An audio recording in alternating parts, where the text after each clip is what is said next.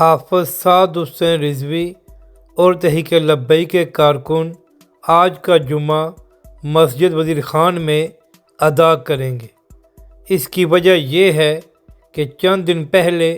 مسجد وزیر خان کے سامنے ایک بیہودہ فوٹو شوٹ کیا گیا تھا، جس کے بعد حافظ سعد رضوی نے یہ اعلان کیا تھا کہ وہ 22 اگست کا جمعہ مسجد وزیر خان میں ادا کریں گے، اور اگر تب تک جن لوگوں نے یہ حرکت کی ہے تو ان کے خلاف کارروائی نہ کی گئی تو پھر حافظ سعد رضوی اگلے لائحہ کا اعلان کریں گے۔ اسی حوالے سے آج تحریک لبیک کے کارکنوں نے سوشل میڈیا پر بھی ایک بڑا ٹرینڈ چلایا ہے، اور جن لوگوں نے یہ حرکت کی تھی ان کی بھی مذمت کی گئی ہے۔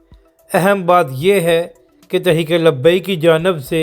جو سوشل میڈیا پر ٹرینڈ چلایا گیا ہے تو اس میں 1.5 لاکھ سے زائد ٹویٹس کیے گئے ہیں۔ اس سے